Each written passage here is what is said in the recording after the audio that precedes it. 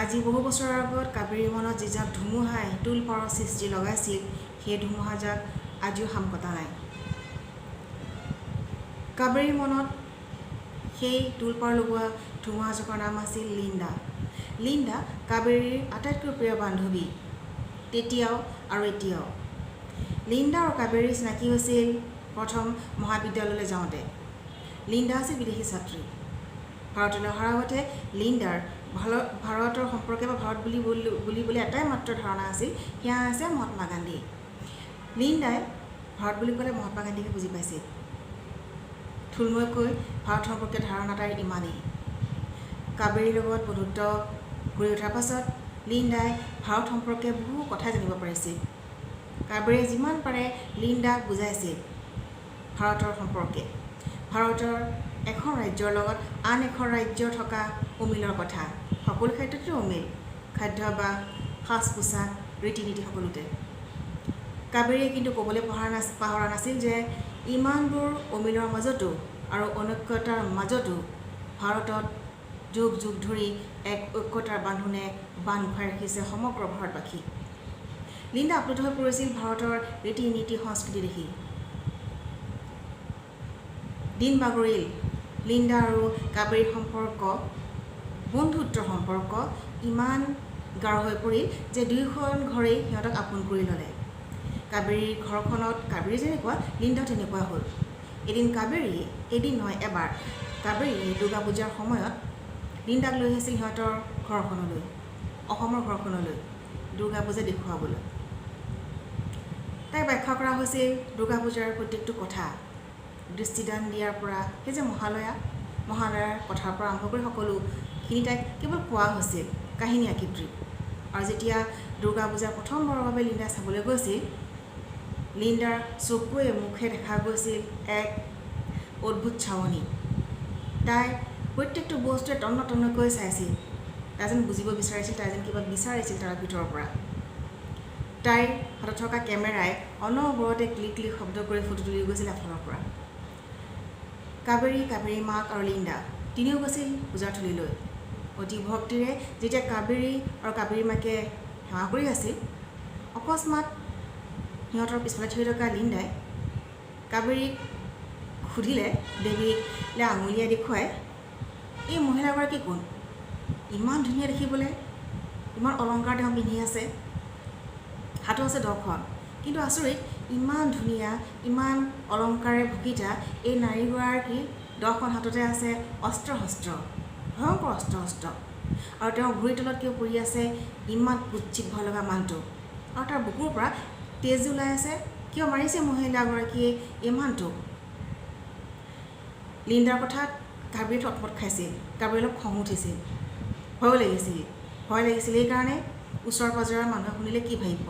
আনটো খং উঠিছিল নিজৰ দেৱী মাক তেনেকৈ আঙুলিটোৱে প্ৰশ্ন কৰাৰ কাৰণে। কাবেৰীৰ চকুৱে মুখে হয়তো তাইৰ বেয়া প্ৰভাৱটো স্পষ্ট হৈ পৰিছিল। লিণ্ডা বুদ্ধিয়ক ছোৱালী, তাই ধৰিব পাৰিছিল কাবেৰীৰ মুখৰ ভাৱ, আৰু তাই লগে লগে কৈছিল, কাবেৰী বেয়া নাপাবা, মই দুখিত। কাৰণ চোৱা, তোমাৰ দৃষ্টিত, তোমাৰ পৰম্পৰাত এই মহিলাগৰাকী যি, মোৰ দৃষ্টিত সেয়া নহয়। তুমি যেনেকৈ মোৰ দেশৰ ৰীতি ৰিবাজক তোমাৰ দেশৰ দৃষ্টিভংগীৰে চাবা, ময়ো ঠিক তেনেকৈ মোৰ দেশৰ দৃষ্টিভংগীৰে চাইছোঁ। আমাৰ চোৱাৰ ধৰণ বেলেগ বেলেগ, মানে আমাৰ দৃষ্টিভংগী বেলেগ বেলেগ। তুমিও ভুল নুবুজিবা। লিণ্ডাৰ কথাত কাবেৰীয়ে লাজ পালে। কাবেৰীয়ে জানিলে যে তাই ক'ৰবাত অকণমান ভুল কৰি পেলালে। হয়, লিণ্ডাৰ দৃষ্টিভংগী সম্পূৰ্ণ বেলেগ হ'ব, কাৰণ তাই এই সমাজৰ সংস্কৃতি সংস্কাৰৰ কথা তাই একোৱেই নাজানে, ৰীতি ৰিবাজৰ কথা। কাবেৰী তাইক কৈছিল দেৱী দুৰ্গাৰ কথা, দেৱী দুৰ্গাৰ ৰূপ লোৱাৰ কাহিনীৰ কথা। আপ্লুত হৈ পৰিছিল লিণ্ডা। এনেতে সৰু সৰু কুমাৰী ছোৱালীসকলক অনা হৈছিল কুমাৰী পূজাৰ বাবে। কাবেৰীৰ মাকে আতৌপুতৌকৈ এগৰাকী কুমাৰীক পূজা কৰিছিল, সমানে কাবেৰীও। লিণ্ডাই চাই আছিল। তাইৰ কেমেৰাত কেৱল ক্লিক ক্লিক ফটো আৰু ভিডিঅ' কৰাৰ তাই ব্যস্ত হৈ আছিল। এপাকত লিণ্ডাই গৈ সেই অকণমানি কুমাৰীগৰাকীৰ ভৰি স্পৰ্শ কৰি সেৱা কৰিলে। তাৰ আগতে কিন্তু লিণ্ডাই কাবেৰীক সুধিছিল তাই সিহঁতে কৰাৰ দৰে তাইৰ চৰণ স্পৰ্শ কৰিব পাৰিব নাই। কাবেৰীয়ে কৈছিল ইয়াততো নকৰা কোনো কাৰণ নাই। আচৰিত, লিণ্ডা যেতিয়া সেই সৰু ছোৱালীগৰাকী কুমাৰীৰূপী কন্যাগৰাকী যাক সিদিনাখন দেৱীৰূপে পূজা কৰা হৈছিল, তাইৰ ভৰি দুখন স্পৰ্শ কৰি হুক হুককৈ কান্দি উঠিছিল। আচৰিত আছিল কাবেৰী আৰু কাবেৰীৰ মাক। তাই সুধিছিল তুমি কান্দিছিলা কিহৰ কাৰণে? লিণ্ডাই কৈছিল নাজানো, সেই সৰু ছোৱালীজনীৰ তোমালোকে সকলোৱে ভৰি চুই সেৱা কৰাৰ কাৰণে মই চাইছিলোঁ কি আছে সেই ভৰি দুখনত। কিন্তু আচৰিত, যেতিয়া মই ছোৱালীজনীৰ ভৰি দুখন স্পৰ্শ কৰিছিলোঁ মোৰ গাৰ নোমবোৰ যেন শিয়ৰি উঠিছিল। কাৰণ মই আগতে কেতিয়াও এনেকৈ সৰু ছোৱালীক বা সৰু ল'ৰা ছোৱালীক সন্মান দি পোৱা নাই। কি সন্মান তোমালোকৰ ধৰ্মটোত? নাৰীক ইমান সন্মান কৰা হয়? কাবেৰীয়ে বুজাইছিল সেই দুৰ্গা মাৰ ৰূপৰ কথা। কৈছিল নাৰীক মানুহে ভাবে, বিশেষকৈ আমাৰ সমাজৰ, পৃথিৱীৰ হয়তো প্ৰত্যেক মানুহে ভাবে নাৰী অবলা, নাৰী দুৰ্বল, নাৰী কোমল, নাৰী ভয়াতুৰ, নাৰীক দমন কৰিবলৈ সহজ। কিন্তু নাৰীৰ ভিতৰত এনে এক শক্তি থাকে যাক জাগ্ৰত কৰিব পাৰিলে পৃথিৱীৰ কোনো শক্তিয়ে তাক ৰোধ কৰিব নোৱাৰে, বাধা দিব নোৱাৰে। সেই যে মহিষাৰূপৰ সেই অসুৰটো, সেইটো ত্ৰিলোক বিজয়ী আছিল। দেৱ অসুৰ কোনেও তাক পৰাস্ত কৰিব পৰা নাছিল। এগৰাকী মহিলা, ইমান সুন্দৰী মহিলা, সেই অসুৰক কেনেকৈ বধ কৰিব? অহংকাৰত গৰ্বত ফাটি পৰিছিল সেই অসুৰ। সি আনন্দ লৈছিল। সি ভাবিছিল যিটো অসম্ভৱ কথা, নাৰীয়ে হত্যা কৰিব সেই অসুৰক, আৰু সেয়াই হ'ল। কাবেৰীয়ে লিণ্ডাক বুজাইছিল নাৰীৰ ভিতৰৰ সেই শক্তিৰ কথা। কৈছিল পৃথিৱীৰ প্ৰত্যেক প্ৰান্তৰে ডাঙৰ সৰু সকলো নাৰীৰ ভিতৰত এই শক্তি থাকে। সেই শক্তিক জাগ্ৰত কৰিব পাৰিলে নাৰীয়ে কৰিব নোৱাৰা কাম একোৱেই নাই। লিণ্ডাই প্ৰশ্ন কৰিছিল কাবেৰীক, তেওঁ যে আশে পাশে থিয় হৈ আছে তেওঁলোক কোন? কাবেৰীয়ে কৈ গৈছিল এটা এটাকৈ সকলো কথা। কাবেৰীয়ে কৈছিল সেই দশভুজাৰে মাতৃ হৈ অন্নপূৰ্ণা ৰূপ লৈ ভোকাতুৰক অন্ন দান কৰে। সেই মাতৃয়ে বিদ্যা দান কৰে। যি মাতৃৰ কোলাত শিশু ডাঙৰ হয়, মাতৃ অকল যে আখৰে শিক্ষিত হ'ব লাগিব সেইটো নহয়। প্ৰত্যেক সন্তানে প্ৰথম শিক্ষা লাভ কৰে মাতৃৰ পৰাই। সেয়া সৰস্বতীৰ ৰূপ, অন্নপূৰ্ণাৰ ৰূপ, লক্ষ্মীৰ ৰূপ, যি নেকি ভোকাতুৰক খাবলৈ দিয়ে। ঘৰৰ প্ৰত্যেক সদস্যৰ ভোকৰ খবৰ সেই নাৰীয়ে ৰাখে, সেই মাতৃয়ে ৰাখে, প্ৰত্যেক নাৰীয়ে ৰাখে। নিজৰ পেটৰ ভোকক বাদ দি আনৰ ভোক দূৰ কৰাৰ যি চেষ্টা কৰে সেয়া অন্নপূৰ্ণা। সেয়াই কালী, যাক অপমান কৰা হয়। নাৰী হ'ব পাৰে অবলা, নাৰী হ'ব পাৰে আৱেগিক, নাৰী হ'ব পাৰে দুৰ্বল, কিন্তু যেতিয়া নাৰীক অপমান কৰা হয়, অন্তৰত আঘাত দিয়া হয়, সেই নাৰীয়ে কিন্তু যিকোনো কামেই কৰিব পাৰে। যিকোনো শক্তি সেই নাৰীয়ে প্ৰয়োগ কৰিব পাৰে। আৰু সেই শক্তি, এই যে যিকোনো শক্তি বুলি ক'লোঁ, সেই শক্তি হৈছে এক অপাৰ শক্তি। সেই শক্তি কেৱল নাৰীৰ ভিতৰত থাকে আৰু কাৰো ভিতৰত নাথাকে। আৰু বহু কথাই কাবেৰীয়ে লিণ্ডাক কৈ গৈছিল। অকল দেৱীৰ ৰূপৰ কথাই নে? ভাৰত আন্দোলনৰ সময়ত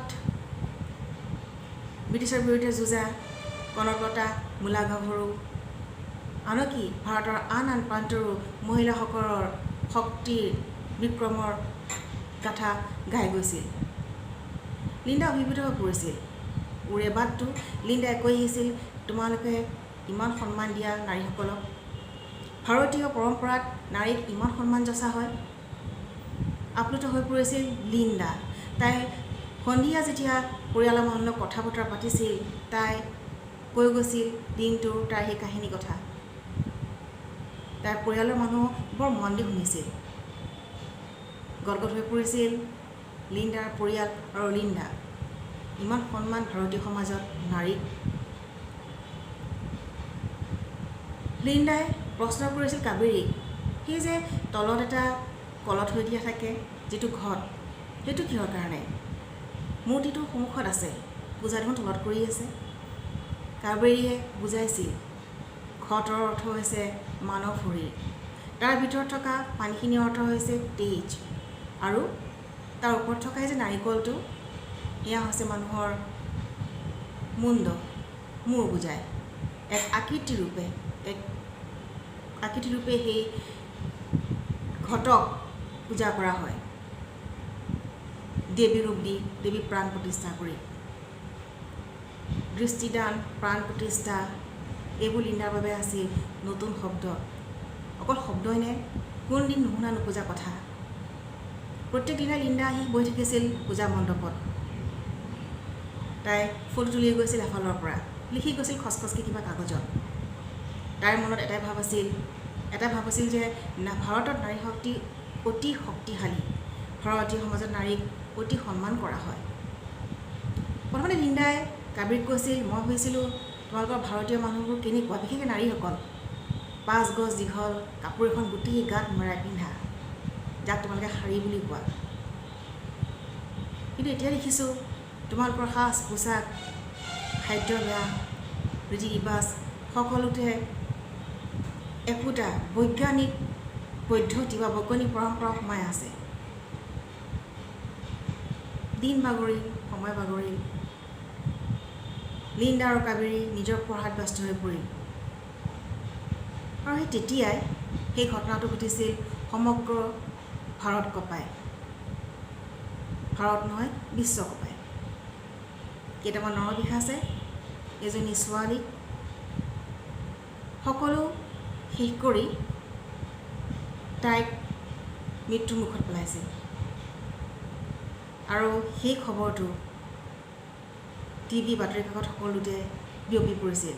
যাকে যাকে মানুহৰ বাতৰিলৈ ওলাই আহিছিল সেই পিশাচকেইটাক শাস্তি দিয়াৰ দাবী কৰি, সোনকালে ধৰা পেলাব লাগে, সিহঁতক ফাঁচি দিব লাগে। কাবেৰীও টিভিটো খুলি চাই আছিলে সেই বাতৰিটোকে। গাৰ নোম শিয়ৰি যোৱা এটা বাতৰি। এজনী নিৰ্দোষী ছোৱালী, কলেজত পঢ়া এজনী ছোৱালী, কি দুখ আছিল তাইৰ? টানি নি তাইক শৰীৰৰ ওপৰতো অত্যাচাৰ কৰা হ'লেই তাইক মাৰি পেলোৱা হ'ল। ক'ত গ'ল সেই 5-6টা নৰপিশাচ? আৰু তেতিয়াই কাবেৰীৰ ঘৰৰ কলিং বেলটো অহৰহভাৱে বাজিছিল। কলিং বেলটো শব্দ শুনিয়ে গম পায় যে বাহিৰত থকা যেন কিবা বিপদত পৰিছে। দুৱাৰখন খুলি কাবেৰীয়ে দেখিলে লিণ্ডা। এজাক ধুমুহা অহাৰ দৰে লিণ্ডা সোমাই আহিছিল ভিতৰলৈ। তাই কিছুমান থমকি টিভিটোলৈ চালে। লিণ্ডাৰ হাতত আছিল এখন বাতৰি কাগজ, এখন ইংৰাজী বাতৰি কাগজ।